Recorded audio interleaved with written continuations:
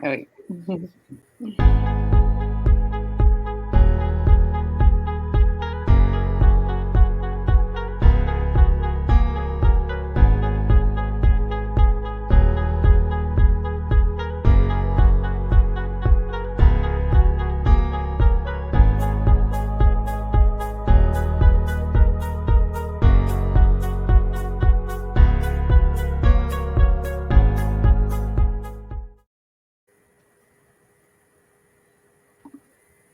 Boa noite.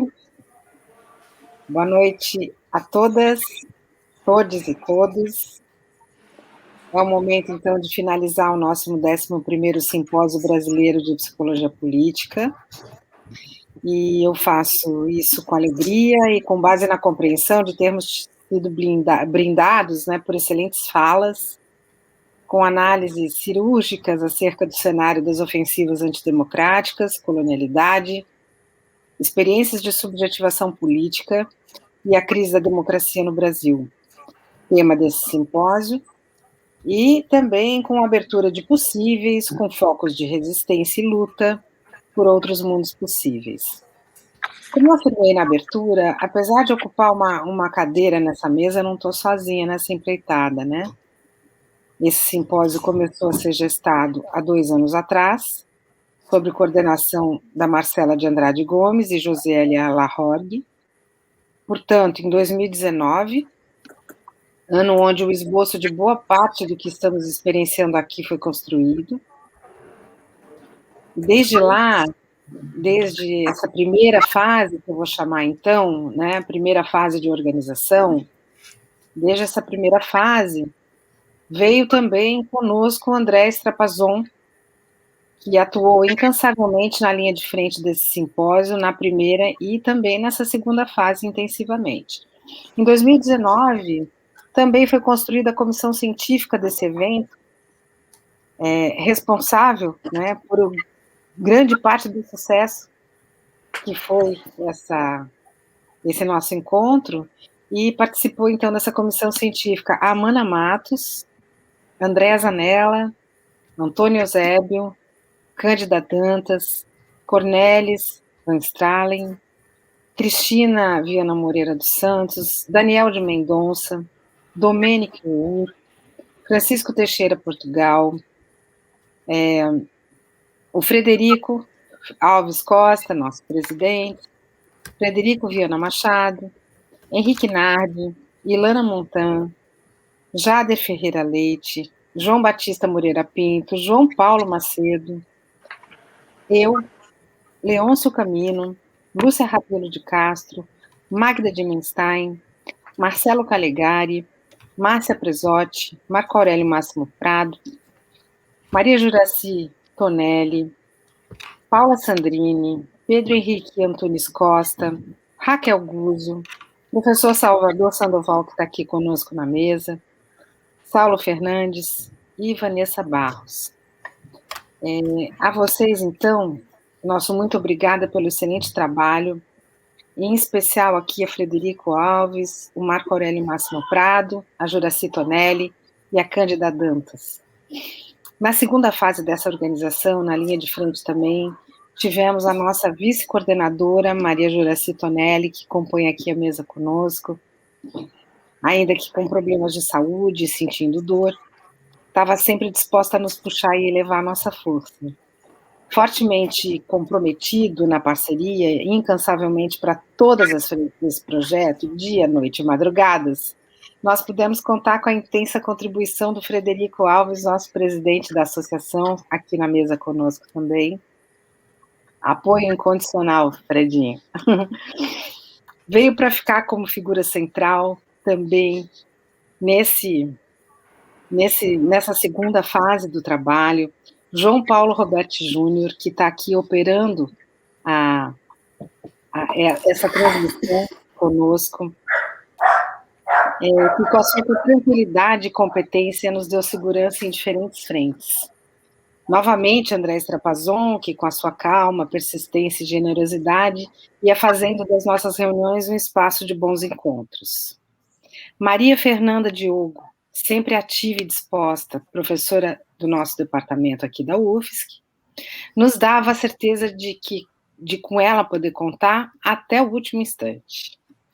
Letícia Zanella Sais, Tadeus Matos Farias, Lázaro Batista, Carla Garcia Luiz, intensamente atuantes e presentes nas mais diferentes frentes. Carla presidiu a comissão de acessibilidade desse evento, então estendo aqui o nosso agradecimento também a todos os que trabalharam e estão ainda trabalhando aqui como intérpretes de Libras, e também também gostaria de estender meu agradecimento, né, a cada encontro que tiveram presentes, em cada momento, em cada fala, e também todo o trabalho dos monitores e monitoras que foi coordenado pela Josiele Lahorque. Outra fundamental e intensa participação na organização desse evento é a Irá Eventos, especialmente na pessoa da Cinda, mas também do Júlio e da Keila, que conosco estão e ainda estarão por um bom tempo. Cida não deixou em momento algum, Cinda, né, não deixou em momento algum de nos assessorar em qualquer dia, em qualquer horário, mesmo quando ela esteve doente. E a Irá, então, nosso muito obrigada. Estiveram conosco na transmissão deste evento, operando o sistema para que todos nós pudéssemos estar aqui, e agora, inclusive, né, e em cada atividade que a gente teve desde o primeiro dia. Então, o nosso agradecimento especial a todo o pessoal da transmissão, que é o André Strapazon, Felipe Demetri, Iclícia Viana, João Roberti, Josiele Lahorgue e Marcelo Brunieri. Todos, todes, e cada um que compõe a comissão organizadora da primeira fase, da segunda fase, atuaram para esse resultado que hoje a gente tem. Então, além dos nomes que eu já citei aqui, estiveram e ainda estão conosco, né, nessas atividades e nas próximas atividades, porque o evento pode terminar publicamente, mas ele não termina pelo menos por uns meses, enquanto não finalizamos todos os trabalhos.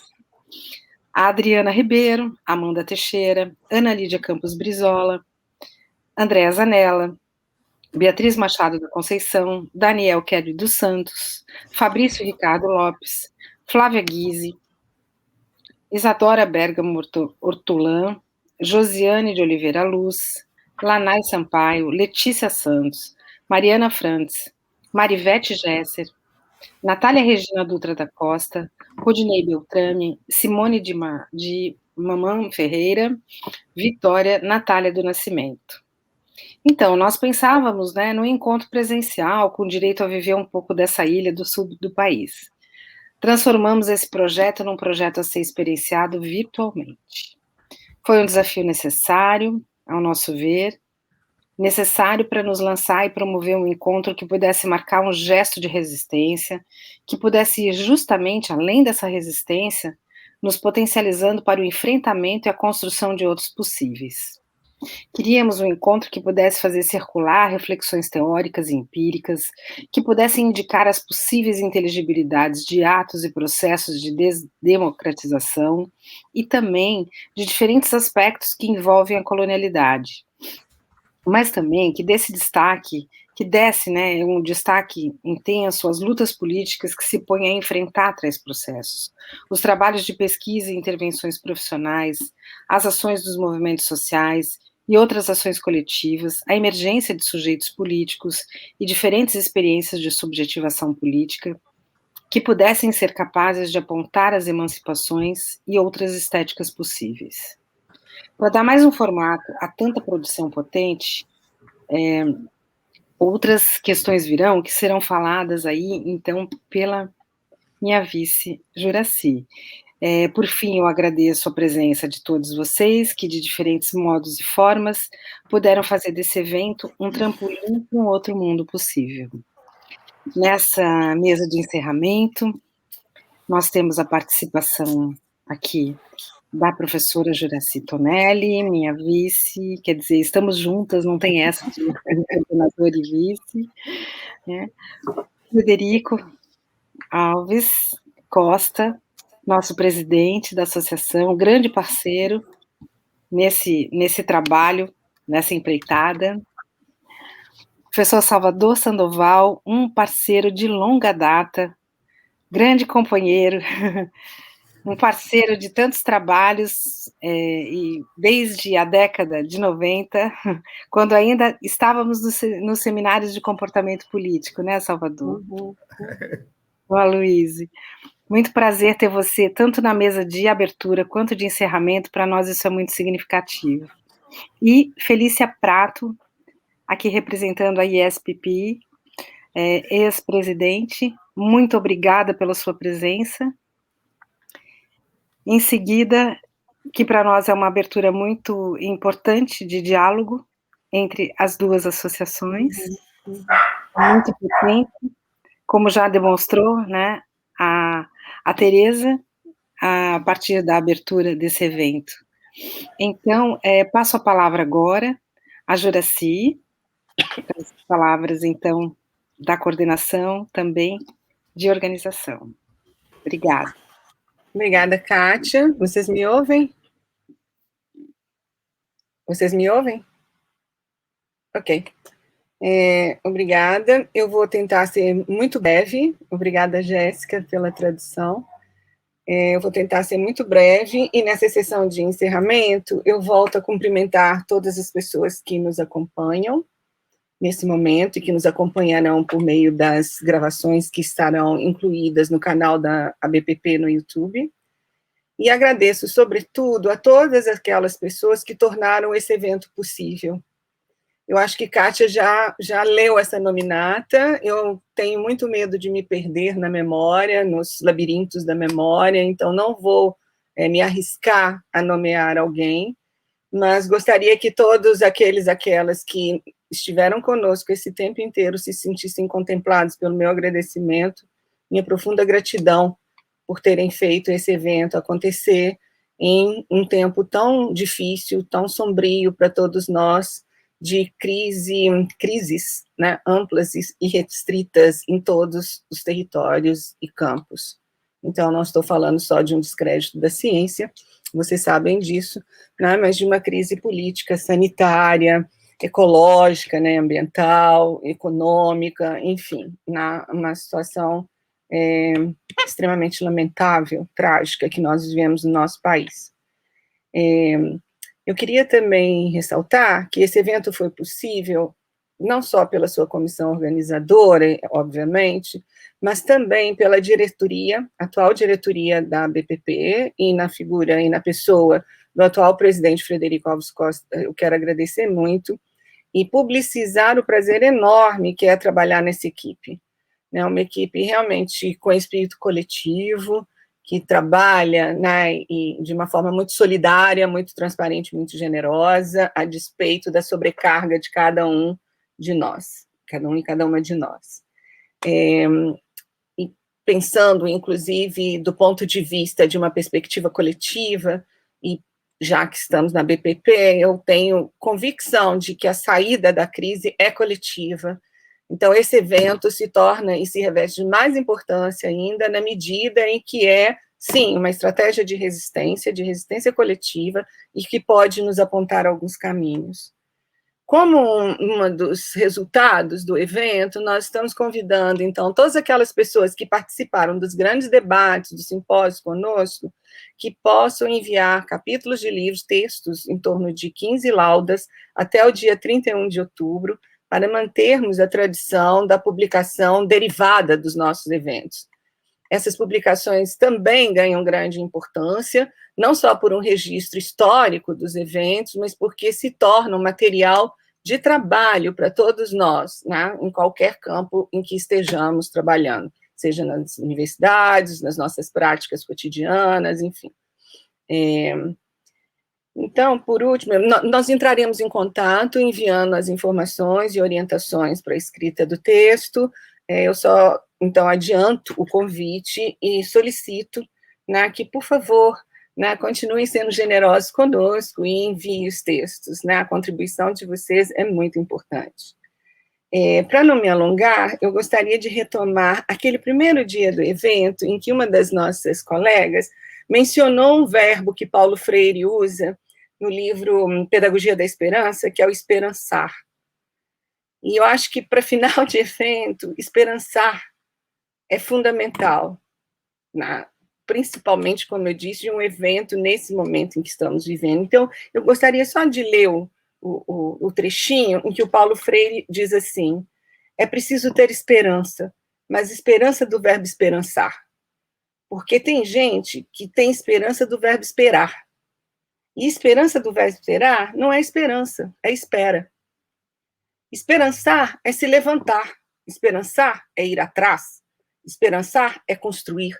Esperançar é não desistir. Esperançar é levar adiante. Esperançar é juntar-se com outros para fazer de outro modo.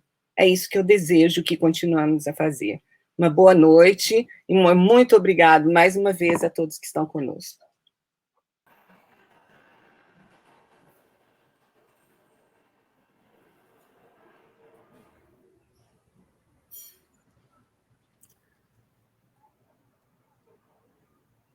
Muito obrigada, Jura.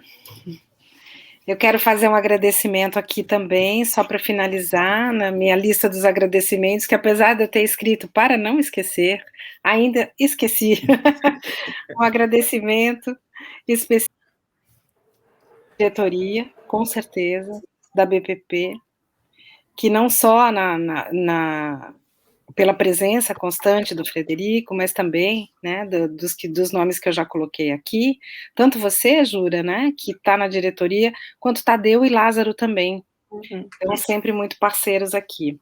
Um agradecimento também ao programa de pós-graduação em psicologia, que eu fiz na abertura, e ao CNPq, que financiou este evento. Então, muito obrigada a essas pessoas e instituições. Vamos passar agora, então, a palavra à professora Felícia e ao professor Salvador. O Salvador está também nos ajudando aqui com a tradução da fala da Felícia. Muito prazer tê-la conosco. Muito obrigada. Está com a palavra.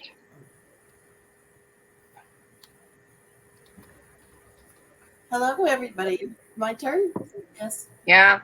I would like to start by thanking Katya and Federico and Salvador and Jurassic for inviting me and welcoming me, and for both of our signers and Salvador for translating.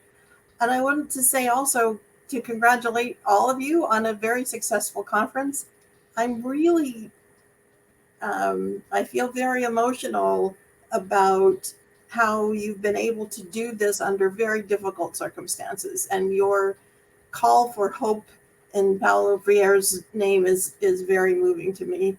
So congratulations to all the presenters and to the organizers, and I know how hard it is to put on a conference. I'm very honored to be invited to speak here on behalf of ISPP. I'll maybe give you a moment, Salvador. Are you translating for everybody orally or in the chat? Yes, I am. I'm writing it. Oh, you're writing it. Okay. You to interrupt me when I need to stop.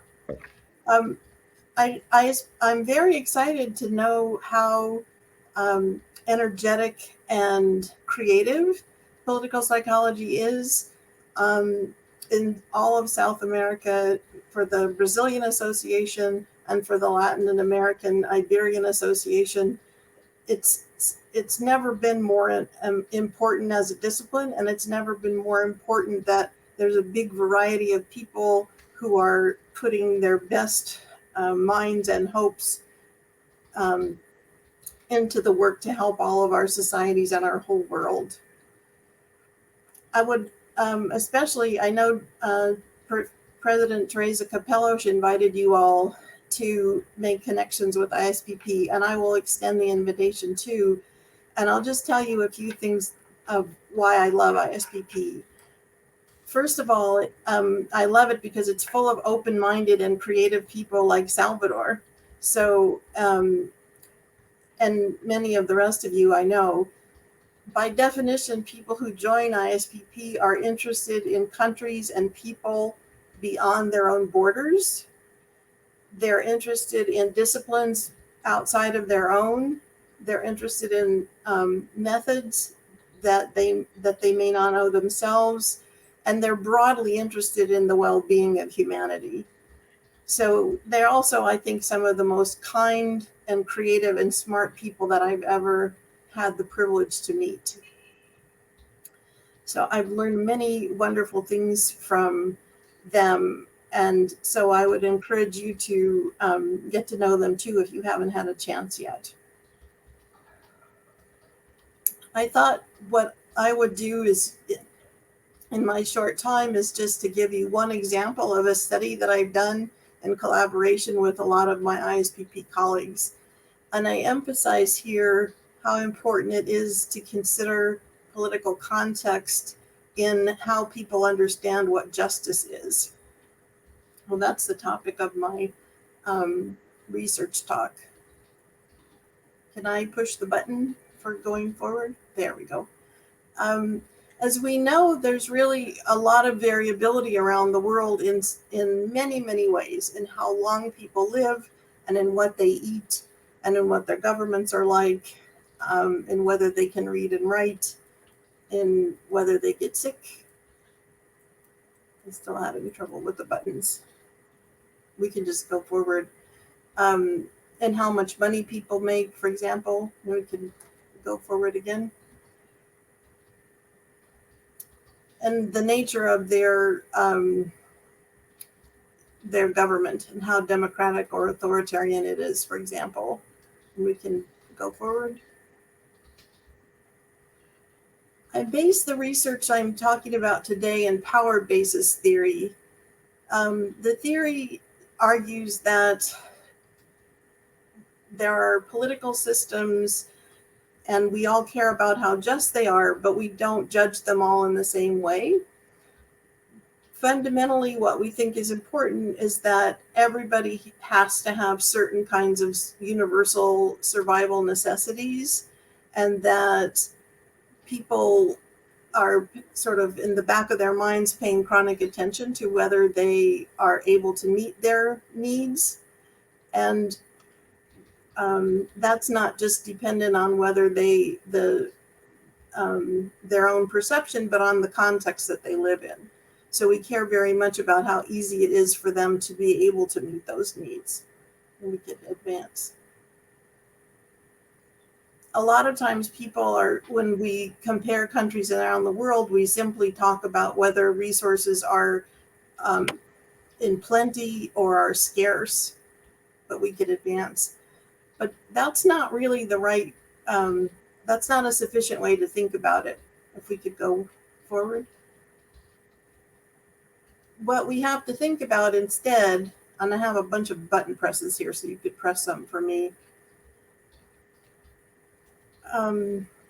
We care not only about what we have in the environment and whether there's the availability of each different type of survival need, but we also care how easy is it for us to get to access to those survival resources. So if we go forward, sometimes there's just a trickle, a little bit of water, and sometimes there's more, and we could advance. And what we're interested in as political psychologists is people's experience of getting access to that. So we care, if we could advance the slide, we care about whether it seems difficult, like in the beginning, or easy for them to get access to what's there as well as what's there. And we can go forward. And again. So we're interested in whether people have the right level of satisfaction of their needs and how it feels to them as they become satisfied with that. So let me outline our conceptual model. At the top, we're interested in the objective reality in terms of what resources there are in people's environments, but also what aspects of those resources make it easy or difficult for people to get to. Salvador, I think Gerasi wants you to translate orally. Orally, okay. I think Yes. so. It's my best. Ok. Yes, Bom, o modelo conceitual. Go on, Felícia. okay. Ok. Quais são os recursos ecológicos disponíveis? So we keep two kinds of concepts. One is the presence of the level of resources in the environment, and the second is how easy it is to get to those resources. Há dois conceitos. Um é a disponibilidade de recursos no meio ambiente e o outro é que tão fácil é acessar estes recursos. So we're looking at, in our models, we're looking at these objective realities of the environment, the context at the top, and then at the level of the individual, we ask people how well their survival needs are met, and we ask about their experiences of access to those needs. So we're interested in the objective and the subjective access to necessities. No modelo, a parte acima é a parte objetiva dos recursos e a disponibilidade dos recursos, e a parte embaixo da linha pautada é a parte subjetiva. Qual é o nível de necessidade e a satisfação de poder acessar os recursos para atender essas necessidades. So what our predictions show, I think there's more arrows here, is we're predicting that the more, if somebody clicks. I can't do it. João, pode clicar There we go. What we're predicting is that people derive their sense of whether the world is fair and whether their political system is fair based on the ease of access to the resources. So people who find that they can get what they need, maybe even some luxuries, who found it easy to get there, we think will perceive their political system as more just. O que estamos hipotizando é que as pessoas vão perceber se a sociedade, se o sistema político é mais ou menos injusto, conforme do capacidade de acessar, a possibilidade de acessar os recursos que eles precisam. Okay. We're also interested in whether there's some moderation of context of this kind of effect. So, for example, we might expect that a society that's more democratic would be perceived to be more fair. We might expect that a richer society would be perceived to have more needs. But we're also interested in how context could change the relationship between perceived meeting of needs and perceived justice. Também estamos interessados em fatores que podem intervir nesta relação. Por exemplo, se a sociedade é mais democrática ou se ela é mais rica, possa afetar a percepção de necessidades e de acesso aos recursos para atender essas necessidades. What's the second part? Felícia? That the context might moderate the relationships between. O contexto pode moderar ou influenciar na relação entre estes fatores. Okay, click the next slide. So that was o próximo slide. Yeah. Okay. So, I'm on ISPP. These are my friends who helped this data. Esses são os outros membros do ISPP, amigos dela que participaram na pesquisa. Okay, next slide. So our conceptual model is going to be a multi-level model at the. You want to say that? O nosso modelo conceitual é modelo multiníveis. So we have, at the country level, we have some objective indicators like the GDP or the Gini Income Inequality Index or the Democracy Index? A nível dos países, nós temos uma série de indicadores, como o CDPP, o GNI, o índice de democracia. And then at the level of the participants in the study, the individuals, we're asking them for their perception of justice as our outcome measure, the justice of their own political system, but we also ask them how easily their needs have been met and as predictors. A nível dos indivíduos, nós perguntamos para eles sobre a sua percepção do seu país, nível de justiça, em que medida suas necessidades são atendidas ou eles sentem que podem ser atendidos. Okay, the next slide. So this is the sample. Essa é a amostra dos países que foram pesquisados. This is one of 3 studies, but I'm just presenting one. You can go to the next one. Esse é de 3 pesquisas, mas ela só vai apresentar essa. So our outcome measure was how much people agreed with my country's political system is very fair. And then a medida dos indivíduos é uma medida em que tanto as pessoas concordam que seu país é muito justo. And then we asked how easily their family and themselves were able to meet their needs with the questions you see. E com essas perguntas, nós estamos querendo perguntar em que tão fácil é as pessoas atender as necessidades pessoais de suas famílias. Essas são as perguntas que foram feitas. So, we were interested in whether we could ask about the ecology in terms of its assets, what resources are there, and also what we call in English the affordance, the ease of getting to those. So we designed a questionnaire for the first time to measure this concept in power basis theory, and we were able to obtain reliable scales. And if you flip to the next slide, people can read them in Portuguese. Eles desenvolveram 2 escalas, uma escala sobre os recursos ecológicos disponíveis em uma sociedade, assim como percebido pelos entrevistados, e outro é a possibilidade de acessar esses recursos em suas sociedades.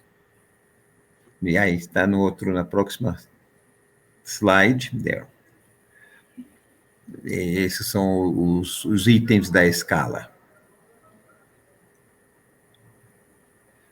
So we were surprised and amazed at that. So let me show you. Now we can go ahead with the slide. So for my presenter, I have a lot of arrows coming in here, so I'll just tell you about a click. So at the top level in this particular analysis, at the country level, the national level, we have No nível, em cima da linha pautada, o nível 2 do país. The average of ecological assets, and we have a measure of how unequal people felt those that was, and then we have the democracy index. Bom, temos uma medida dos médios de recursos ecológicos disponíveis, uma medida de desigualdade na satisfação das necessidades e um índice de democracia. So we'll test whether those have direct and mediating effects on the level 1 measures, which are the level within country at the individual level. E vamos testar se estes indicadores no nível 2 têm um impacto sobre os indicadores nível 1, no acesso social, a necessidades pessoais e familiares atendidas e sentimento de justiça do sistema. So we see, first of all, that as we expected, in where people perceive there to be more assets and more access to assets, they do say that their own needs are met more. So that's variability within countries. Some people find those easier and some people less so. O que encontraram foi de que havia assim, uma relação entre a disponibilidade de recursos e o acesso social a esses recursos. Então, havia uma variabilidade em termos de tipos de países, mas o pessoal, quando havia a percepção de disponibilidade de recursos e também a percepção de acesso aos recursos, você tinha mais sentimento de sistema ser mais justo. We also, if we have more arrows, we also find that all three of those predict perceiving the system as more fair. E aí descobriram que esses três, percepção de disponibilidade de ativos, de acesso social a esses recursos e a satisfação das necessidades pessoais e familiares, tem um impacto positivo no sentimento de que o sistema político é mais justo. So this is an important finding that we've replicated several times because it tells you why people who are sort of doing better in life think that the world is fair and that things are okay, and why you would expect more, contrary to system justification, you would expect more dissatisfaction among poor people in all countries. Isso é importante porque ele mostra um aspecto por que pessoas que estão bem, estão mais ricos, se sentem que o sistema é mais justo do que pessoas que não estão tão ricos ou são mais pobres, que sentem que o sistema não é tão justo, independentemente do qualidade do sistema. And then more arrows. So we also find that in societies where there's more difference among people, there's more inequality in how satisfied they are. In general, that means that the people in that country find their system to be less fair. So inequality is also an important marker of unfairness between societies. E também em sociedades onde há maiores desigualdades, também encontraram uma relação em termos do sentimento que o sistema é menos justo, né, do que em sociedades onde há onde as desigualdades são menores. Okay, and the next one, we also find that countries where people are better off are perceived to be more fair, and that also fits our general notion, but this is at the country level instead of the individual level. Também encontraram que pessoas que são de países que são mais desenvolvidos, mais ricos, sentem que seus sistemas políticos são mais justos do que pessoas que não provêm desses tipos de países. And we also found an important moderation effect in these data. That is that the relationship between your personal and family needs being met and perceived fairness is a stronger relationship the more democratic your society is. So it's weaker in less democratic societies. Também encontraram de que este modelo, também encontrou uma relação com o índice de democracia. Em sociedades em que em sociedades em que são mais democráticas, as pessoas acreditavam que esse sistema político era mais justo, independentemente dos acessos ativos ou recursos disponíveis ou atendimento às suas necessidades. Enquanto que em sociedades menos democráticas, as pessoas achavam que os seus sistemas políticos eram menos justos, né?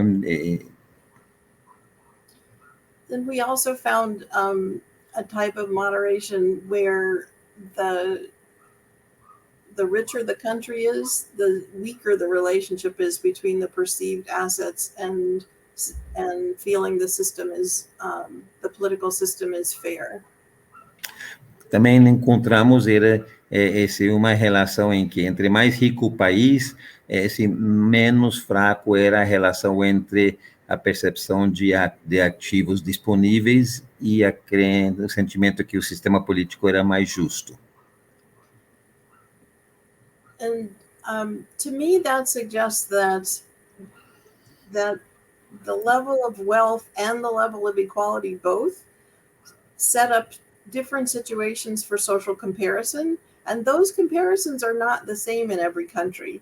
If you're in a very, very wealthy country, then but you're not a wealthy person, the possibility that you could be wealthy may seem large to you in some circumstances, and so that may make it seem that the system is less fair because you're not getting it.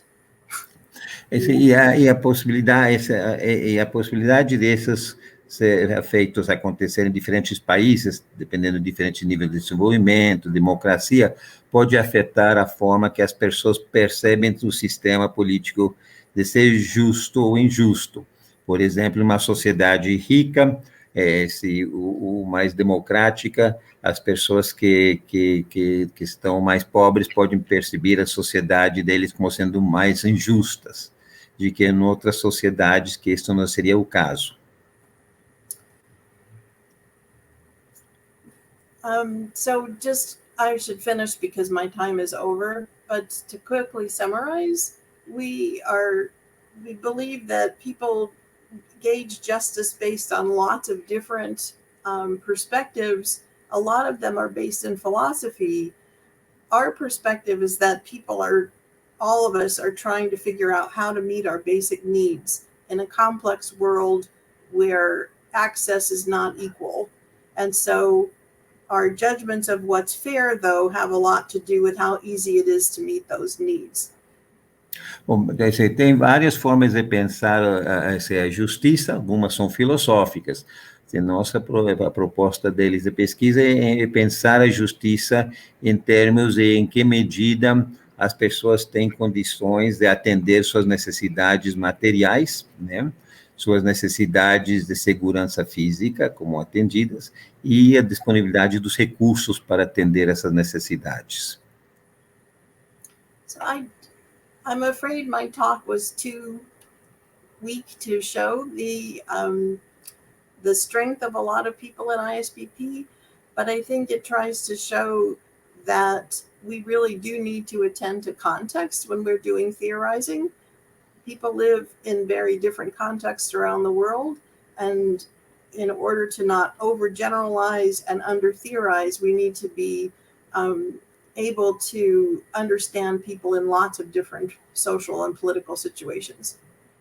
Eu acho que isso é também, o estudo não dá justiça ao que se faz tanto no ISPP, em termos de pesquisa, mas ele indica a importância de entender e de levar em consideração o contexto em que estão inseridas as pessoas, como forma de pano de fundo para análises. E, nesse sentido, o ISPP, sendo internacional, permite às pessoas se intercambiar e trocar essas experiências em termos de contextos.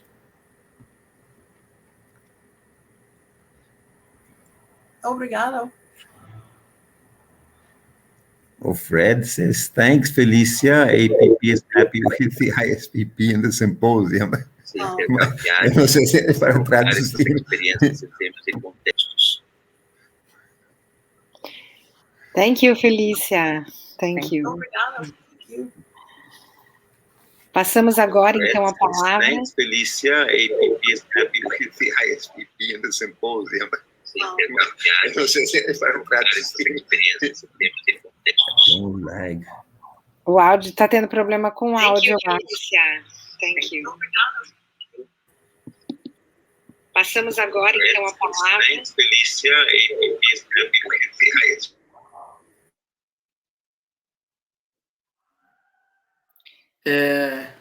Voltou? Kátia? Sim. Tivemos um problema com o áudio ou só eu que estava ouvindo o eco? Não, tudo certo agora. Estava com eco. Tá. Então, dando continuidade, muito obrigada. Obrigada, Salvador, muito obrigada pela sua tradução, seu empenho no diálogo português-inglês. Então, agora a gente passa a palavra ao Frederico, nosso presidente. Boa noite a todas e a todos. Muito feliz de estar aqui nessa mesa de encerramento. Como temos feito ao longo desse simpósio, vou fazer minha descrição. Eu sou homem, tenho 37 anos, sou branco, tenho cabelos curtos e lisos, tenho uma barba rala. Eu estou em Maceió nesse momento, no escritório no meu apartamento, e atrás de mim, visto uma blusa estampada, branca com algumas folhas verdes, e atrás de mim há uma estante de livros. Fim da descrição. Quero dizer da alegria de estarmos aqui nesse momento de encerramento do simpósio. Quero agradecer, né, as pessoas que se encontram aqui nessa mesa, a Kátia Marreire, a Juraci Tonelli, que sem elas esse simpósio não ocorreria, né?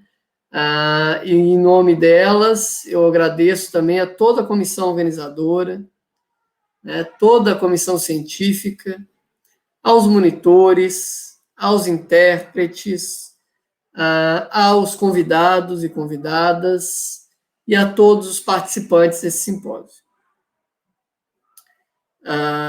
Eu quero apontar a alegria de termos conseguido realizar o 11º Simpósio Brasileiro de Psicologia Política, mesmo num contexto tão difícil em vários termos, né, difícil em razão dos cortes da ciência para a ciência, né, difícil em razão da hostilidade às ciências humanas e sociais, difícil em razão de uma pandemia que nos deixou longe de mais de 500 mil de pessoas que partiram, difícil em relação a um contexto de perseguição às minorias sociais, difícil em razão de um contexto de destruição do meio ambiente, difícil em razão de saber que isso tudo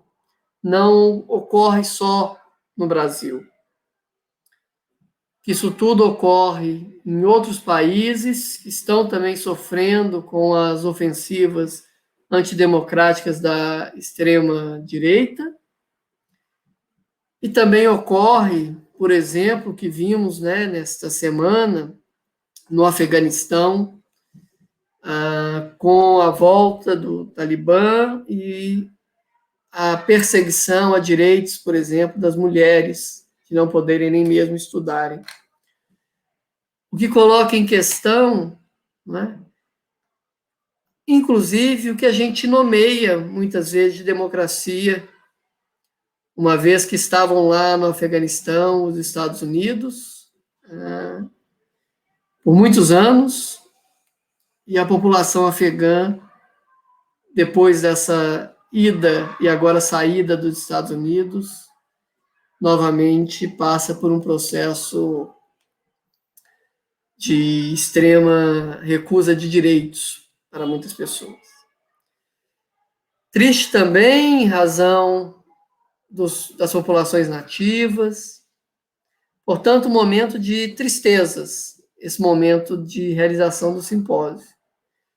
Mas de grande alegria, por outro lado, em termos das potencialidades dos debates construídos aqui, em termos das possibilidades de pensar outras estratégias para superar essas tristezas, em termos de nos colocar firmes e fortes na luta por justiça, na luta por igualdade, na luta por uma reflexão crítica, por um papel da universidade, que é de construir outros mundos possíveis nas quais as pessoas tenham direitos amplos, nas quais a sociedade seja marcada pela pluralidade de formas de vida e pela satisfação de demandas de diferentes sujeitos, né, de demandas democráticas de diferentes sujeitos. Então, foi muito importante realizar esse simpósio. Eu dizia na mesa de abertura que o último simpósio foi um momento de revigorar as forças, porque ele ocorreu logo após a eleição, a vitória eleitoral de Jair Bolsonaro em 2018. Então, o simpósio de Maceió foi um momento de revigorar as forças. E creio que saímos daqui desse 11º simpósio também fortes, mais fortes. Ainda que não pudemos estar juntos presencialmente, estivemos juntos nesses dias de debate. Então, muito obrigado a todos e todas que estiveram conosco nesses dias. E dizer da importância do simpósio,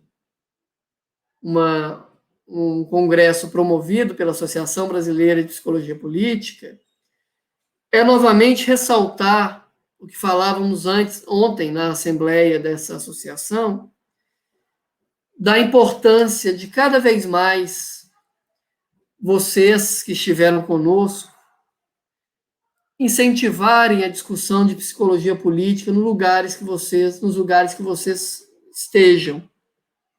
Estudantes, professores, pesquisadores, profissionais, que esse simpósio tenha ajudado a afirmar a importância do campo da psicologia política para pensarmos fenômenos políticos que nos colocam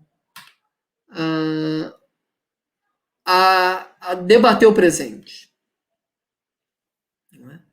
Então, que vocês que estiveram aqui possam voltar para as universidades em que vocês estudam ou lecionam, para os campos de atuação profissional, de maneira a expandir, a contribuir para a expansão do campo da psicologia política no Brasil.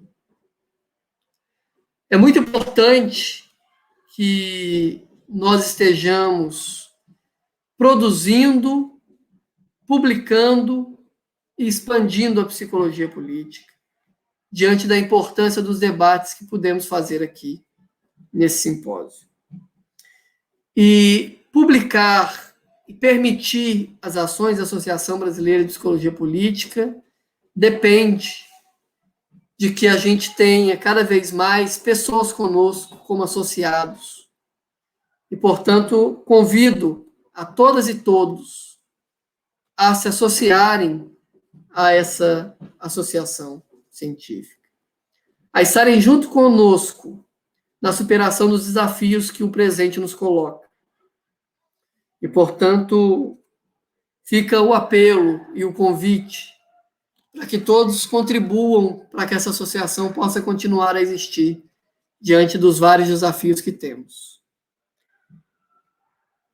Vocês podem ter acesso à associação de diversos modos, pelo nosso site, psicologiapolitica.org.br, pelo nosso e-mail, contato@psicologiapolitica@gmail.com, através dos quais, quem ainda não recebe o comunicado da BPP, que é um comunicado mensal, pode solicitar para que o seu e-mail seja incluído no nosso mail, através do YouTube, onde todos os debates feitos aqui estão lá publicizados, então o canal do YouTube da BPP, através da nossa página no Facebook.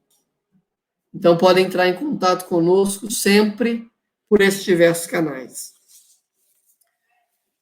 A gente encerra o 11º simpósio, mas já com muita alegria, afirmando que já ontem, deliberamos pela realização do 12º Simpósio Brasileiro de Psicologia Política. Já temos local e previsão de data.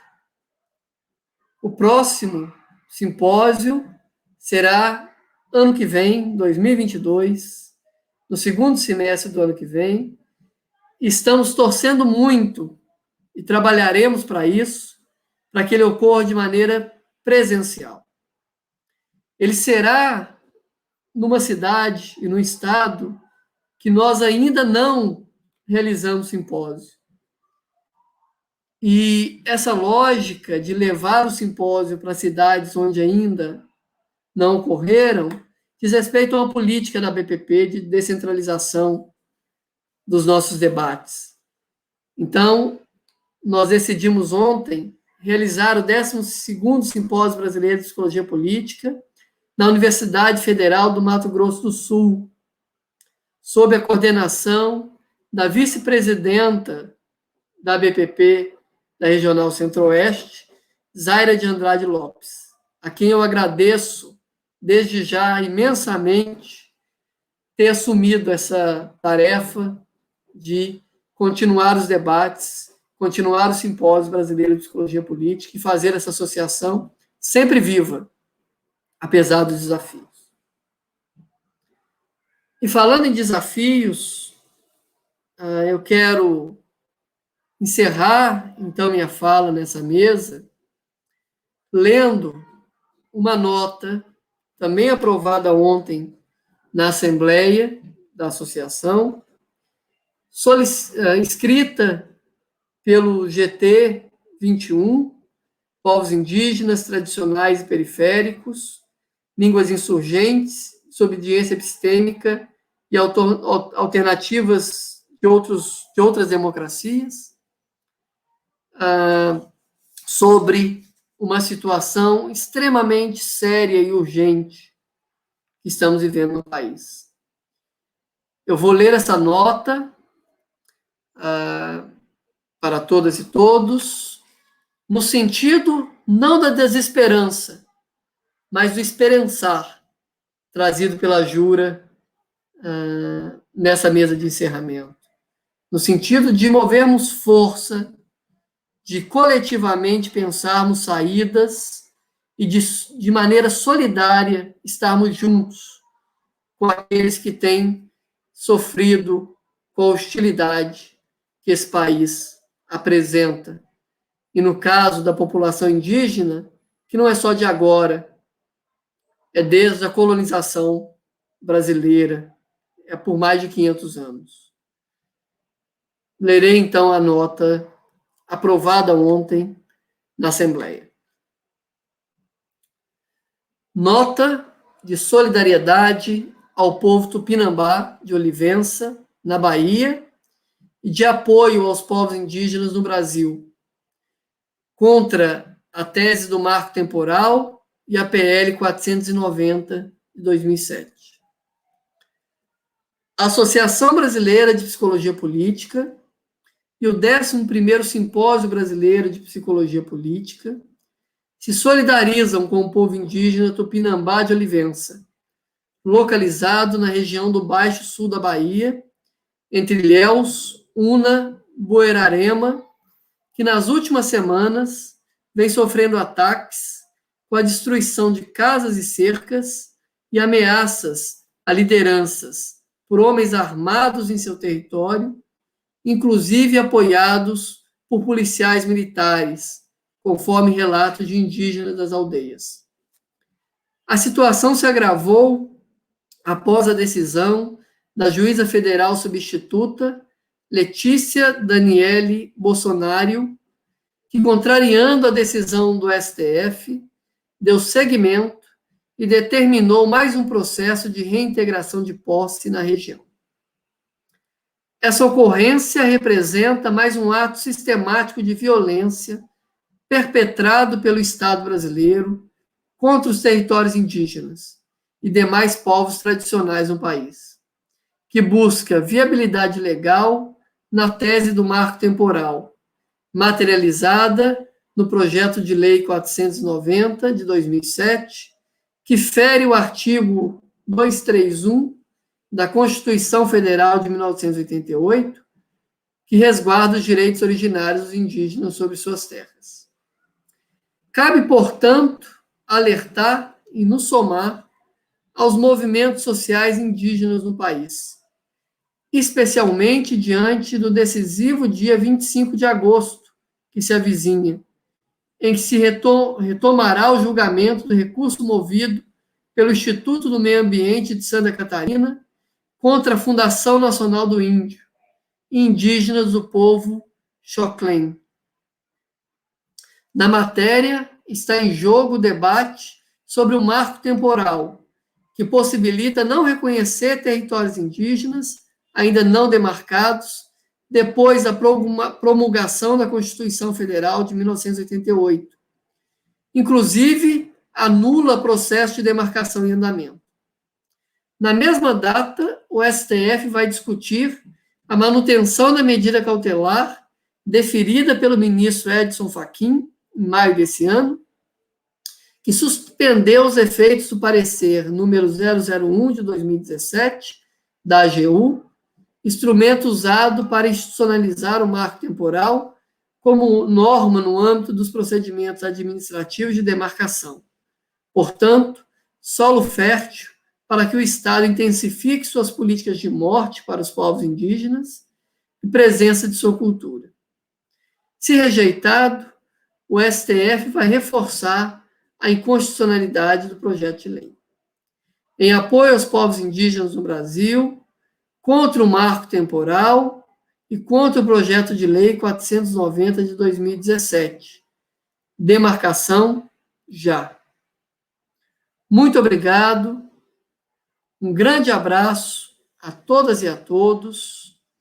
Que esse simpósio tenha servido para nos esperançar, para continuarmos juntos e produzirmos coletivamente e de maneira solidária lutas contra as ofensivas antidemocráticas, lutas que unam diferentes forças para defender a democracia, para defender a pluralidade de modo de vida, para defender possibilidades justas e dignas de vida.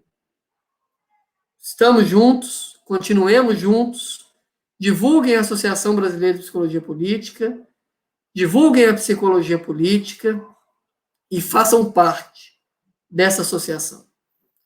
Um grande abraço e muito obrigado a todas e a todos que contribuíram para esse evento e que estiveram juntos nesse evento.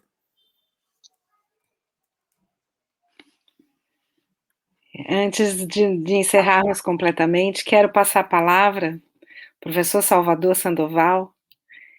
Gostaria de fazer uma fala para encerrar. Está sem som. Microfone. Eu acho que nós vivemos, como disse o Fred, mas como todos nós sabemos, um período muito crítico na vida nacional, mas um período muito crítico na vida da sociedade em geral, né?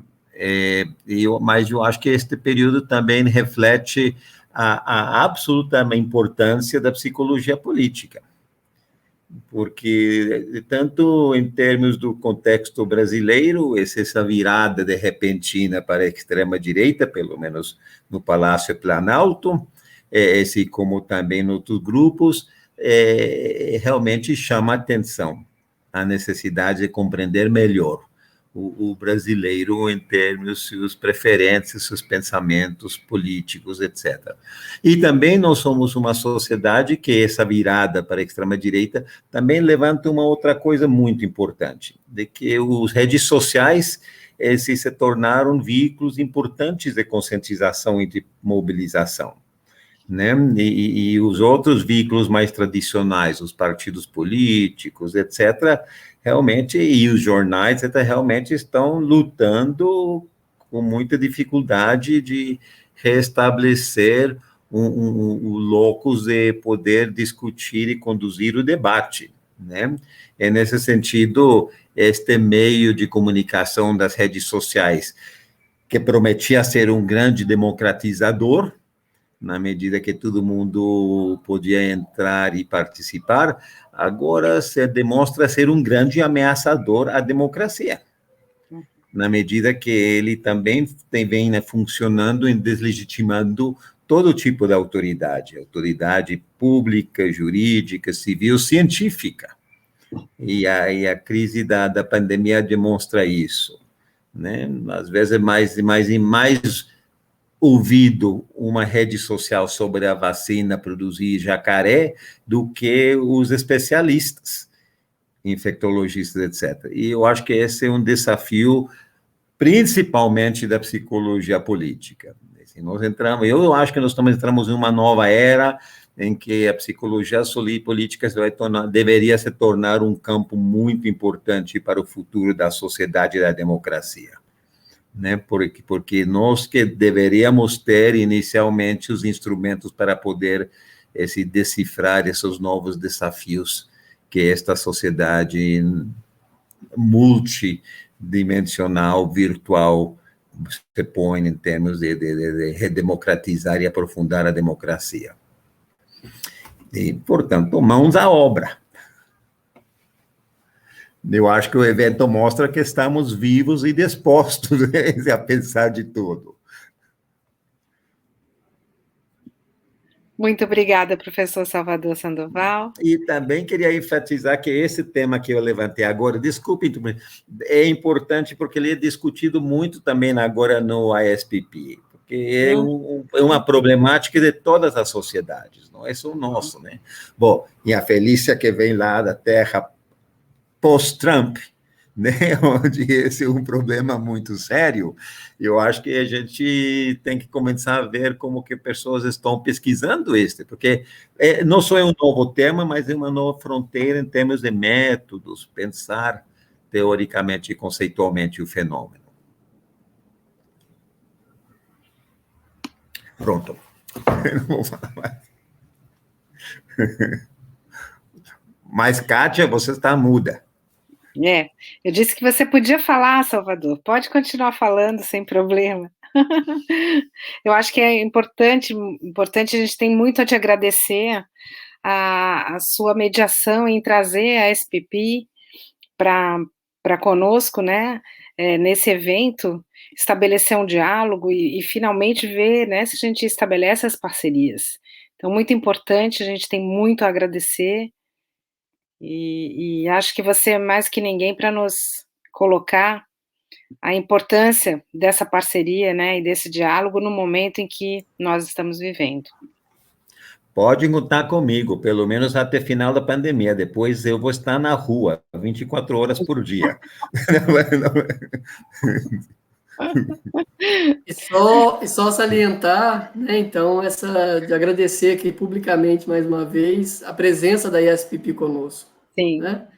Acho que são inícios de diálogos muito importantes, né, assim como trouxemos também a ILPP no início, né, na mesa de abertura, é dizer da alegria, né, da BPP estar em contato com essas entidades de psicologia política internacionais, porque precisamos de construir estratégias conjuntas, né? Eu acho que, como Sônia Corrêa trouxe na conferência, né, os processos de desdemocratização estão aí em vários países, né? Então, precisamos estar juntos, né? Então, muito contente da aproximação que a gente começa a construir com a ISPP e com a ILPP, para darmos conta dos tantos desafios que temos nesses tempos presentes.